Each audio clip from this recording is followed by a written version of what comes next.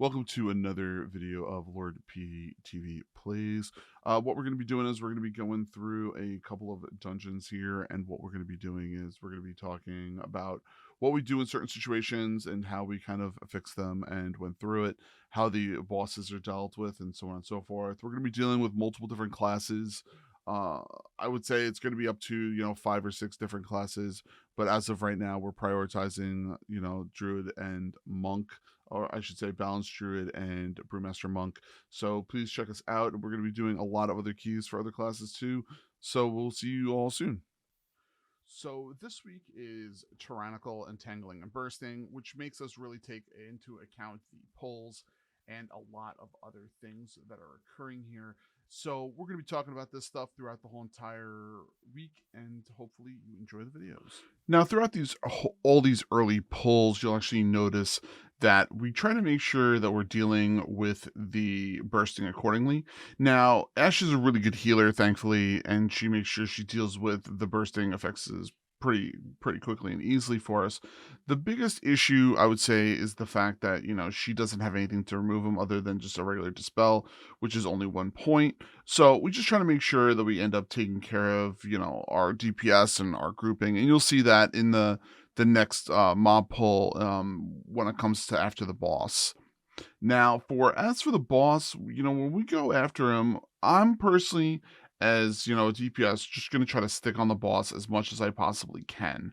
Now, this is going to really allow me to maximize my damage, maximize my movement. Now, I also try to make sure I'm standing in places where I'm not going to be in the way or causing problems in some way, shape, or form. I'm making sure I'm continuing to keep my combo DPS up as high as it possibly can go. And I'm just trying to place, as my puddles in the right spots as I'm trying to make sure I continue to DPS. Now, I think that when we ended up doing this and moving them around the room, we could have worked on it a little bit better. This isn't a great example of how to deal with the damage or anything else that's going on, but it kind of shows you how placement is really efficient and really needs to work. As myself as a melee DPS, I really need to be on the boss more, so I make sure I'm putting myself in places where I can get in and out quick. I'm putting myself in a place where I can still DPS while dropping the sand, and you'll see that my damage actually goes up pretty quickly and pretty nicely. So I continue to keep an eye on that as we're going through the process. Now, I just want to state that you're probably asking yourself, why are you a bear in the bottom left? That is because there's one of my channel point redemptions to use Animalize, and I produce this bear. I know it is a blank stare. It is because I do not have the center camera anymore, and I will be bringing that back as soon as I can actually get another one. So you'll see that throughout the whole entire dungeon. So how do you keep yourself hydrated over those long gaming sessions? Here at Lord PeteyTV, we end up using Rogue energy drinks. That is what we use here. We end up drinking those throughout the whole entire sessions. Please make sure you go there and use Lord PeteyTV at checkout when you end up purchasing some of those amazing drinks. Now, as you can tell with this pull here, what ends up happening is Cadu is actually, he normally ends up playing a monk, but he ends up knowing how to play his prop paladin. So he is kind of realized by this point, he knows our DPS limits. So we end up taking this first pull right here, and we just blast it down really, really quickly. The bursting really isn't a problem. Ash still has her cooldowns. I mean, she's sitting at 125 HPS for pretty much this whole entire circle, because Cadu doesn't stop pulling. We have a lot of bursts that's going on between myself and Little Dots, and you could tell by that DPS that we're just gonna kind of push and we're gonna kind of go through it all. So I really try to make sure I keep an eye on interrupts on the big dude to make sure that is taken care of. I try to not stand in places where I shouldn't be. The bloom really does hurt. I really do not effectively deal with that by using my dispel harm as I'm going through this or anything like that. And that is just me not being used to playing a DPS monk. So we're just kind of going through every pull by pull and just kind of really going very smoothly and easily. So after a while, you can see that stuff just melts.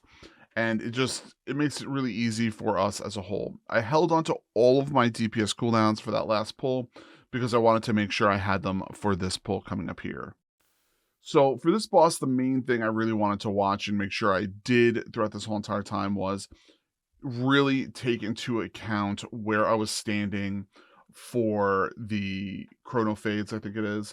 The reason for that is it just puts a lot of damage out to the people that they're not standing in the right spot.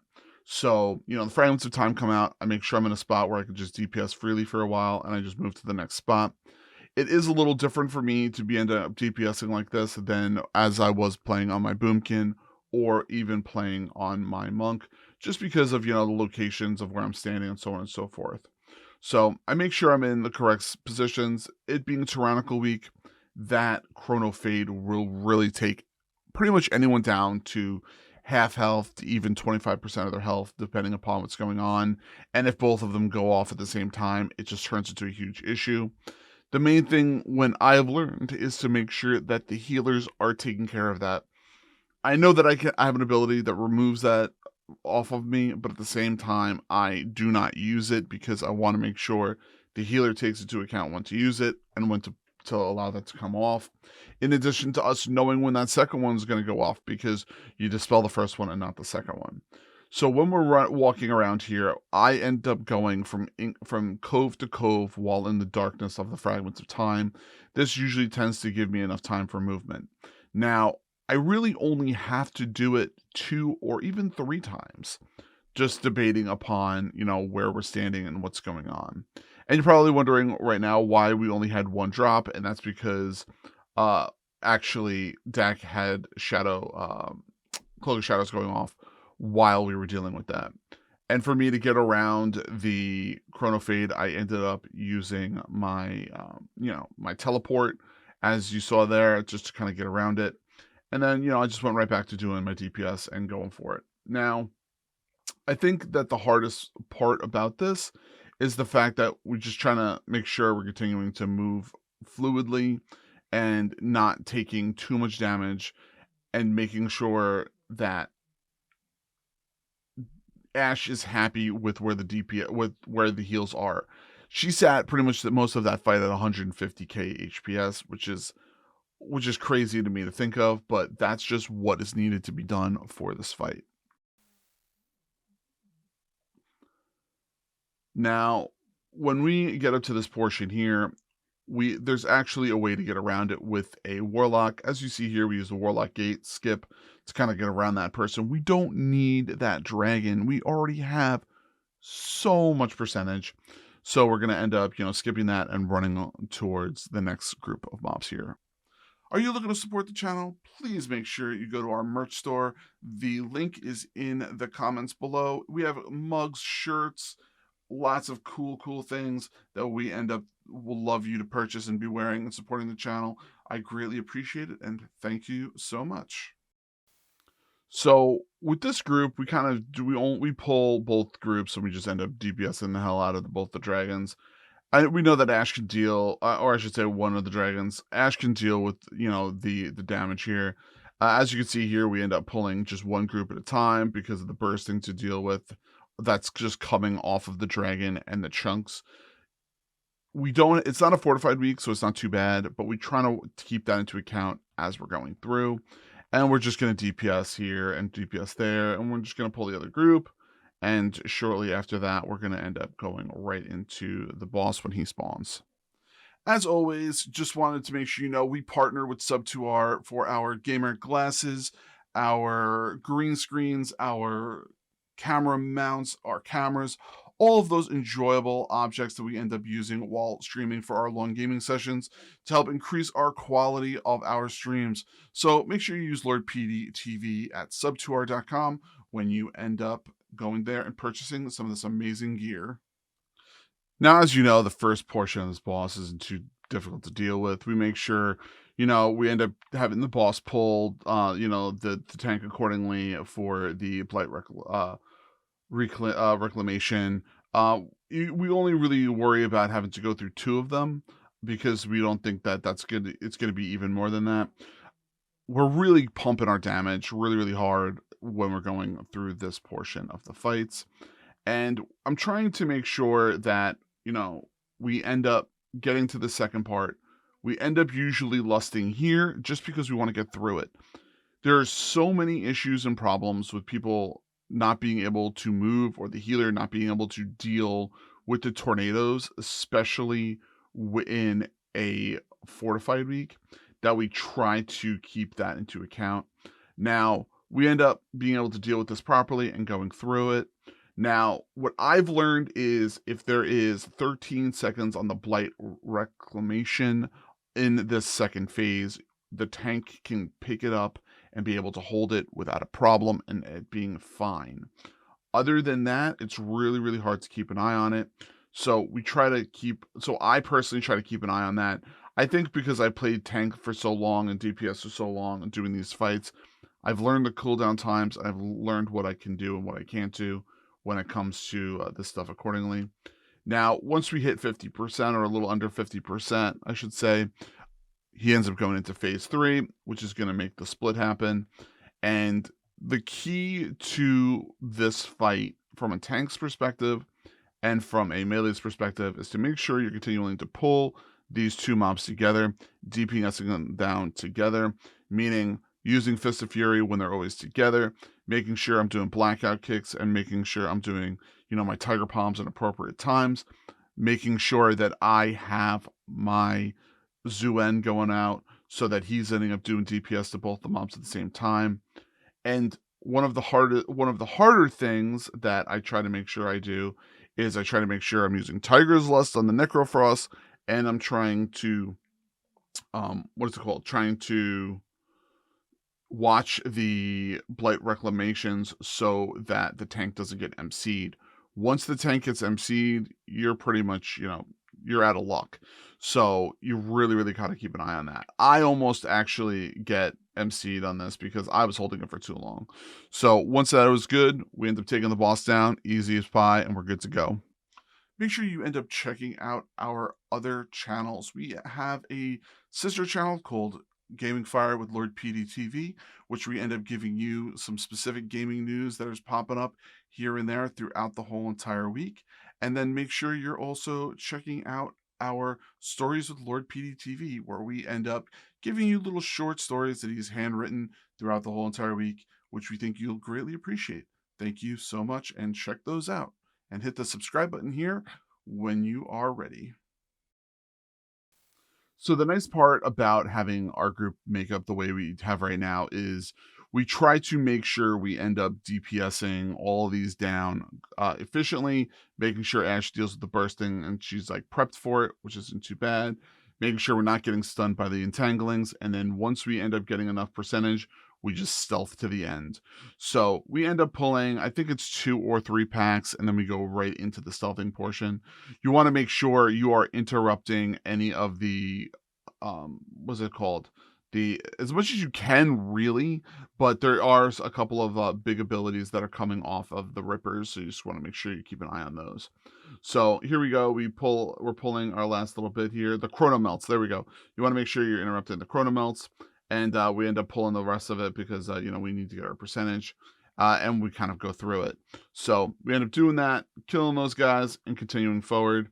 And we end up doing that. So we go right up to the last boss, which is, a fun time. So Galakron, I think, is probably one of the easier bosses now that we've come accustomed to it. You just really need to know where the damage is going to come from, when to get away, when to run, and so on and so forth. Now, while we're dealing with this specifically, we are dealing with a lot of the bigger abilities that are coming off, and we're dealing with a lot of the stuff that's happening. Now, as you saw there, we took a lot of damage from that first ability, from the blast. So we kind of really try to, future note for myself was, make sure I use a defensive, or I end up making sure I use like a minor heal like Expel Harm so that it's easier for the healer. Continuing to go through this, I make sure I'm standing on the red circle. The red circle, it's still in the hitbox and it's giving us way enough time so I'm not getting hit by that Earth Surge, and continuing to do that as I'm pumping damage as we're moving around left and right. So we just continue to go through the process accordingly. We make sure we're running the left for the pulverizing uh what's it called, exhilaration. We make sure we end up doing that, and we end up making sure we're continuing to watch what we're ending up doing throughout this whole entire time, because it's really a fight about placement and knowing what's going on. Yes, I screwed up. I was at the wrong spot that time. Don't sue me. And we're going to continue to go from there. And we make sure we're doing AoEs and trying to damage everybody. And I try to use my touch of death so it also hits Galakron at the same time to get that DPS boost. And eventually, we end up getting this boss done and down. And then at the end, I finally got my tanking trinket, even though it has taken me forever to get. Thankfully and happily, yippee. And, you know, it was a good time. So, yep, it's a nice little Windwalker key for you. Enjoy.